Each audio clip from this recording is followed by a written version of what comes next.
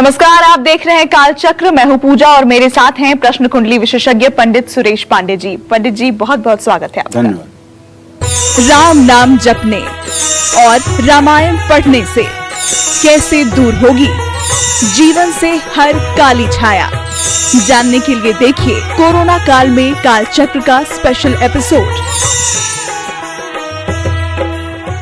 जी हाँ, रामायण सिर्फ एक महाकाव्य या धार्मिक शास्त्र नहीं, बल्कि रामायण एक जीवन दर्शन है। रामायण धर्म के रास्ते पर चलने की सीख देता है और जीवन जीने का सही रास्ता बताता है।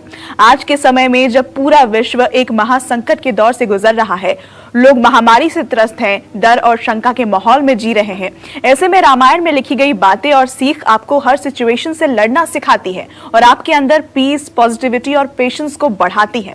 इसलिए आज कालचक्र में पंडित सुरेश पांडे जी आपको संपूर्ण रामायण की महिमा बताएंगे, रामायण पढ़ने के फायदे बताएंगे और रामायण का एक चमत्कारी श्लोक भी बताएंगे। बड़े बड़े विद्वानों का कहना है कि रामायण में लिखी गई एक एक चौपाई लाखों मंत्रों के बराबर है। जिस घर में रामायण होती है, जिस घर में रामायण का पाठ होता है, वहां किसी भी तरह का कष्ट, संकट, डर और विपदा नहीं आती। ऐसे में पंडित जी से सबसे पहले रामायण की महिमा के बारे में जानते हैं।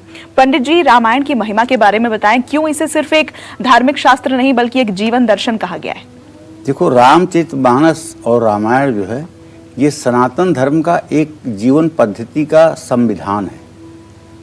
इसको अगर कहा जाए कि सनातन धर्म का संविधान है तो इसमें कुछ भी अतिशयोक्ति नहीं है।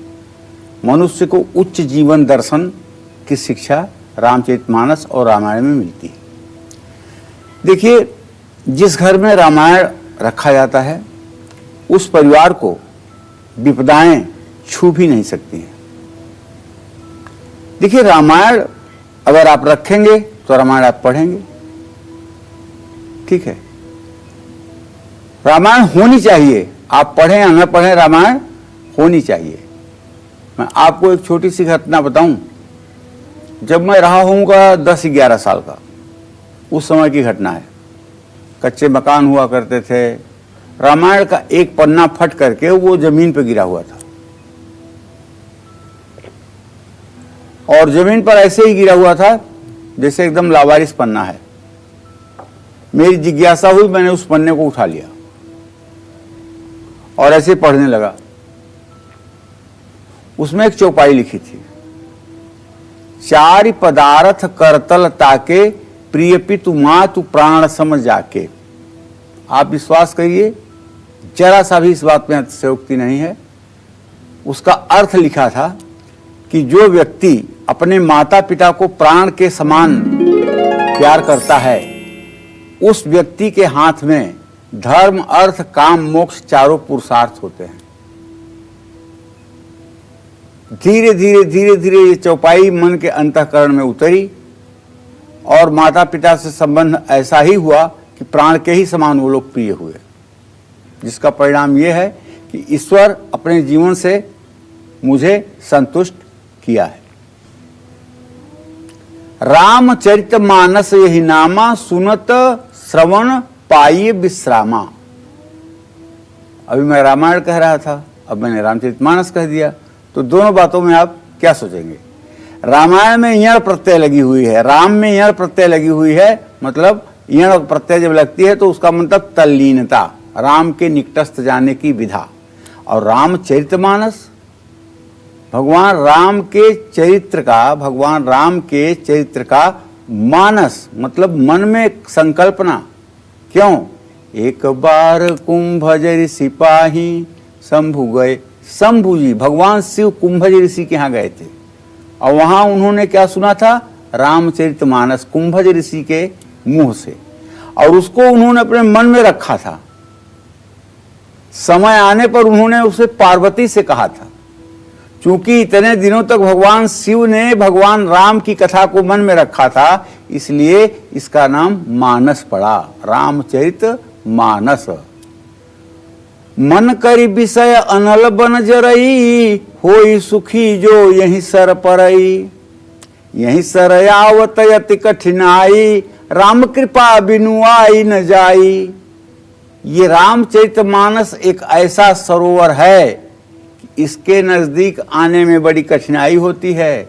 बिना राम की कृपा के इस सरोवर के किनारे कोई नहीं आ पाता है। इसीलिए तो इसका नाम रामचरितमानस है, जिसके कानों से सुनते ही शांति मिल जाए। मन रूपी हाथी विषय रूपी दावानल में जल रहा है, वो यदि इस रामचरितमानस रूपी सरोवर में आ जाए तो सुखी हो जाएगा। जिस घर में रामचरितमानस या रामायण रखी होती है वहां भूत द्रोह तिष्ठा ही नहीं कोई। वहां भूत पिशाच प्रेत जादू टोना टुटका नेगेटिव एनर्जी ये सब कुछ हो ही नहीं सकती है। मैं तो कहता हूं यदि आपका सनातन धर्म में जन्म हुआ है और आपके घर में एक तुलसी का पौधा है, एक बजने वाला शंख है, एक दक्षिणावर्ती शंख है, भगवान श्री हरि विष्णु की शालिग्राम की शिला है, या राम दरबार का चित्र है, या राधा कृष्ण का आपके घर में चित्र है, और तुलसी के पत्ते से रोज भोग लगाया जाता है, तो मैं दावे के साथ कह सकता हूं अमीरी घर में आपके आए या न आए, लेकिन दरिद्रता आपके घर में नहीं आ सकती, बीमारियां आपके घर में नहीं आ सकती, आपदा विपदा आपके घर में नहीं आ सकती। बीमारियां कोसों दूर रहेंगी और दरिद्रता तो वहां आ ही नहीं सकती है जहां रामचरितमानस या रामायण का पाठ होगा। रामायण का पाठ करने से धैर्य बढ़ता है, एंजाइटी और डिप्रेशन नहीं होती है। रामायण का पाठ करने से व्यक्ति धर्म के मार्ग पर चलता है। ऐसे व्यक्ति के सामने अगर कोई संकट आता है तो उसे संयम से सुलझाने की कोशिश करता है। रामायण का पाठ करने से किसी भी तरह का कोई भय मन में नहीं रहता है। रामायण सुनने मात्र से पूर्व जन्म के किए बुरे कर्मों का प्रभाव समाप्त हो जाता है। भगवान ने कृष्ण ने गीता में कहा है, क्षिप्रम भवति धर्मात्मा। चाहे कोई कितना भी पापी हो, कितना भी दूषित कर्म करने वाला हो और कितना भी उसने पाप किया हो, लेकिन जिस दिन वो ये संकल्प अपने मन में ले लेता है कि मुझे श्री हरि के श्री चरणों में लगना है और अब मेरा श्री हरि के अलावा कोई नहीं, अब मैं श्री हरि के अलावा किसी को नहीं भजूंगा, अब सिर्फ और सिर्फ मेरी श्वास श्री हरि के लिए चलेगी, तब कृष्ण का उद्बोधन क्या है गीता में, क्षिप्रम भवति धर्मात्मा। वह तत्काल धर्मात्मा हो जाता है, उसके सारे पाप जल करके नष्ट हो जाते हैं और वो साधना के मार्ग पर आगे बढ़ जाता है।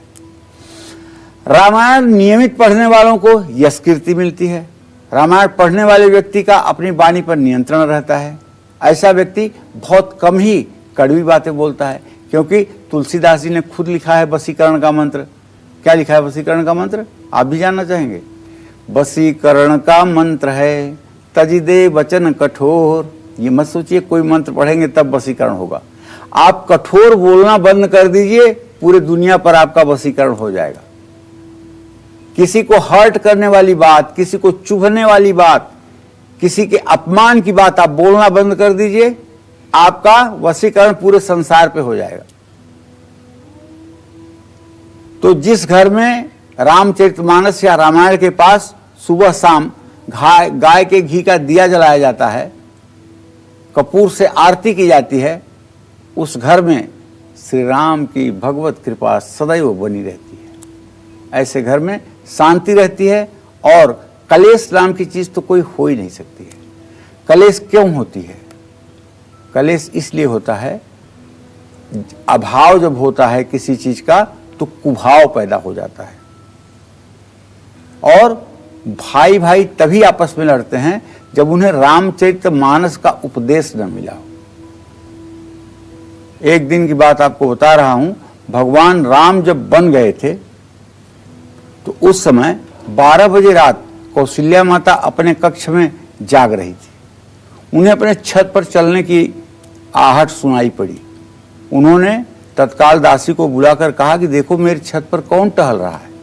दासी गई, उसने आकर बताया कि महारानी जी वहां तो महारानी श्रुतकीर्ति घूम रही हैं। कहने अरे इतनी रात को गए, 12 बजे रात श्रुतकीर्ति घूम रही है, बुलाओ उसको। बुलाई गई। श्रुतकीर्ति कौन थी? शत्रुघ्न की पत्नी, वो आ गई। उन्होंने पूछा, क्यों सुकृति, तुम्हें शत्रुघ्न ने परेशान किया है क्या? तुम रो क्यों रही हो? तुम क्यों छत पे 12 बजे रात घूम रही हो? तुम कमरे में क्यों नहीं हो? तुम्हें अगर कुछ शत्रुघ्न ने कहा मुझे बताओ, मैं उसकी खबर लेती हूं। इतना सुनना था कि सुकृति फूट फूट कर रोने लगी कौशल्या माता के गले लगकर। 2-5 मिनट में जब कौशल्या माता ने उन्हें चुप कराया ना, तब जाकर के उन्होंने बताया कि जिस दिन से भैया वनवास को गए हैं ना, उस दिन से तो मैंने उस शत्रुघ्न जी को कभी आंख से देखा ही नहीं है। तब माता कौशल्या जाती हैं शत्रुघ्न के पास नंदीग्राम में और कहती हैं कि तू क्या कर रहा है?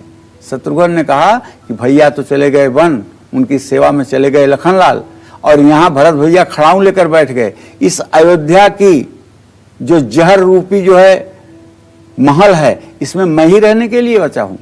या मैं यहीं भरत भैया के बाहर इसी पत्थर पर तब तक पड़ा रहूंगा जब तक प्रभु श्री राम अयोध्या में नहीं आएंगे। तो भाइयों में ये होना चाहिए संस्कार, बच्चों में अच्छे संस्कार आए, परिवार की तरक्की हो, पैसा बढ़े, परिवार के सभी सदस्यों को अच्छी सेहत हो। इसके लिए घर में कैसे रामायण का पाठ किया जाना चाहिए, ये सब मैं आज बताऊंगा। यही विषय है हमारा, बड़ा इंटरेस्टिंग विषय है। आप बने रहिएगा हमारे साथ, देखते रहिएगा कालचक्र।